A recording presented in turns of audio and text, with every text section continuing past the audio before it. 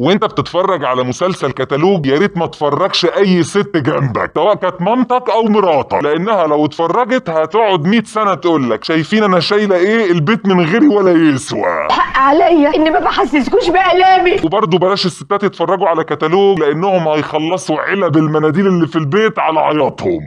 مسلسل كتالوج بطولة محمد فراج وإخراج وليد الحلفاوي يحكي قصة يوسف اللي مراته أمينة توفت وسابت له عيلين ما يعرفش عنهم حاجة، فبيحاول يتعلم ازاي يربيه. كل تفاصيل المسلسل قلناها في الحلقة اللي عملناها عن البرومو، تقدر تشوفها هنا لو عايز تعرف. خلونا ندخل على طول في الحاجات اللي كانت مفاجأة وما كانتش موجودة في البرومو. أكبر مفاجأة في المسلسل ده هم ضيوف الشرف، كلهم متوظفين كويس جدا وأدائهم حلو جدا. حنان مطاوع أدائها حلو، من أكتر الناس اللي عملت اداء صادق، ورغم انها طالعه مشاهد قليله جدا اغلب الوقت طالعه بتحكي عن مامتها توفت وهي مش قادره تتجاوز الفراق والفقدان. يمكن وهي بتحكي هي ما بتعيطش، بس مشاعرها وصدقها وحتى تقسيمها للكلام والسلاسه وهي بتحكي ده يخليك انت شخصيا تعيط. يعني كان في نفس المشهد احمد عصام السيد طالع بيعيط، اعتقد ده ما كانش تمثيل، بيعيط بحقه حقيقي من كلامها. امينه خليل صحيح هي طلعت مشهدين كان ليها حضور قوي جدا، المشكله في اداء امينه خليل دايما ان هي بتزعق، بس هنا هي طالعه هاديه وفي برضه شعرة كوميديا بسيطة ان هي جوزها متوفي، يوسف اللي هو محمد فراج مراته متوفية، فدبسوهم يقعدوا مع بعض عشان يمكن يعني يحبوا بعض. طلعها ده بشكل لايف في نفس الوقت وهي بتحكي له ان هي ازاي تجاوزت الفقدان وان الحياة لازم تكمل. كان ادائها حلو. من افضل الناس واللي كانوا بالنسبة لي مفاجأة من ضيوف الشرف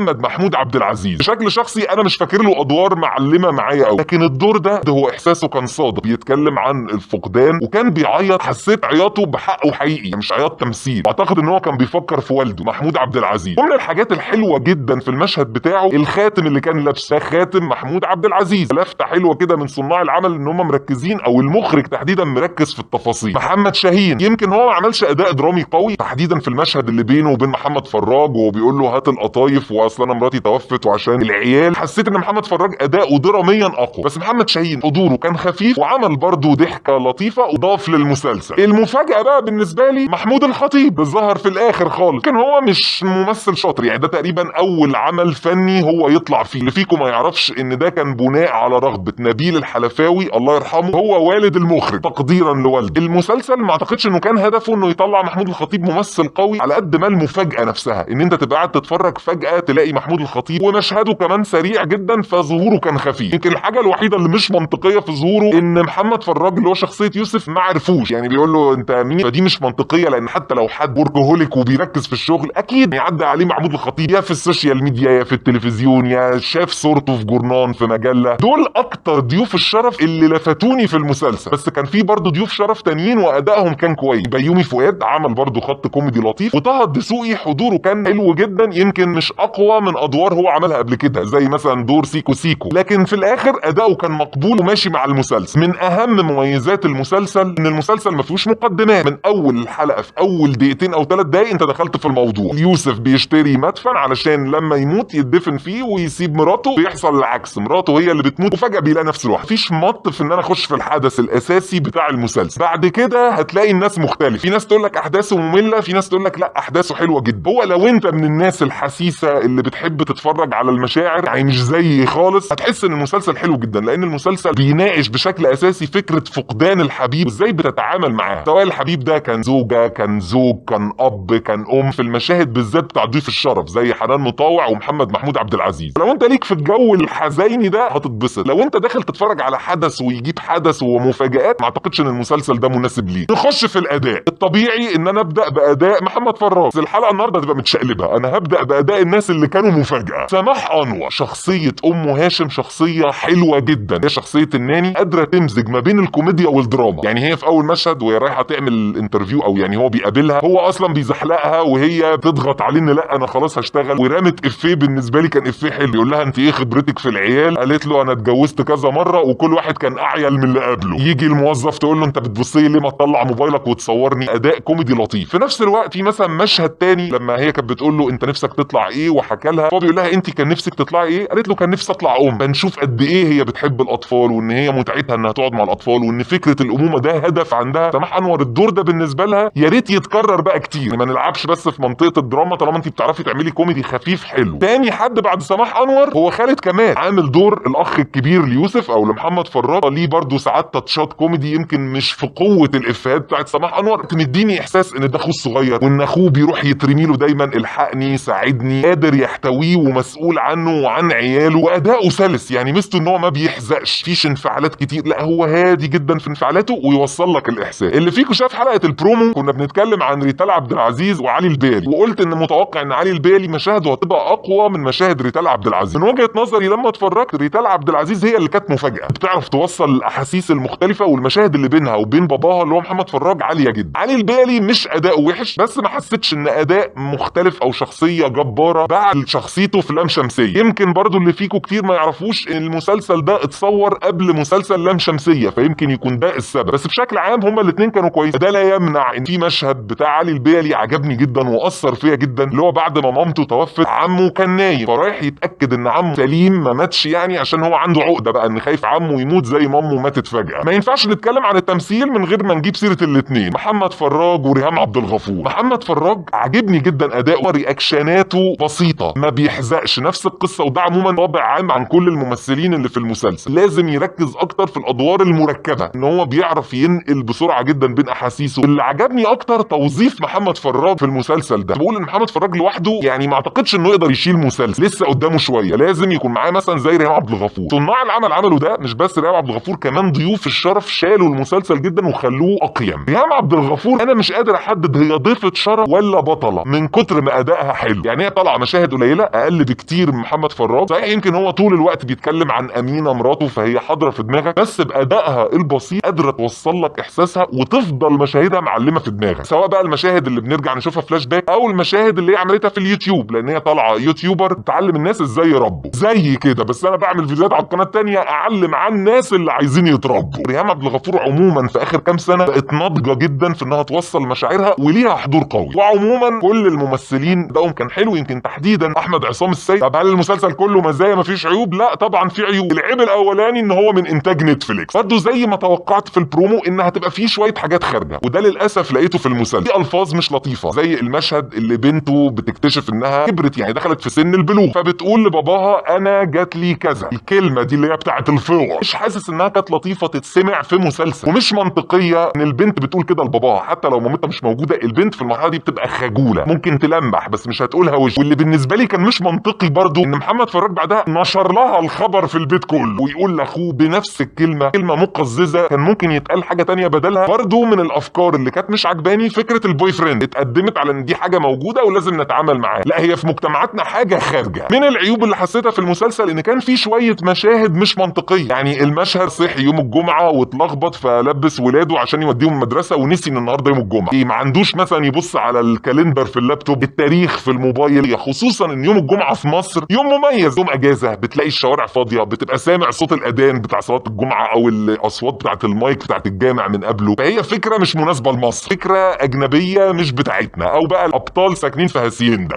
لا في صوت جامع ولا فارق معاهم جمعه. بس في الاخر هقول لو الهدف من المسلسل هو المشاعر فهتجاوز عن الحاجات اللي مش منطقيه. في حاجه ما اقدرش اقول انها عيب وما اقدرش اقول انها مش عيب، ان المسلسل مش كوميدي. البرومو ظلم، يعني البرومو كان موصل لي ان انا هتفرج على مسلسل لايت وهيبقى فيه افيهات، لكن المسلسل هو مسلسل درامي من الدرجه الاولى، بيتخللوا شويه حاجات كوميديه لكن اخرها يعني تخليك تبتسم باستثناء افين او ثلاثه. هو ده حلو جدا انك عامل مسلسل حزين، البرومو ما كانش معبر عن ده. والميزه المهمه اللي في المسلسل وفي كل المسلسلات اللي بتنزل على المنصات ان المسلسل 8 حلقات، والمميز في نتفليكس انها بتنزل ال8 حلقات على بعض، مش جو بقى حلقتين والاسبوع اللي بعده حلقتين، بتتفرج على حاجه من اولها لاخرها. دلوقتي جينا لمرحله تقييم المسلسل ده تحديدا، بما انه مسلسل رومانسي وعاطفي فانا مش هقدر اديهم رقم من 10، انا ممكن اديهم قلب.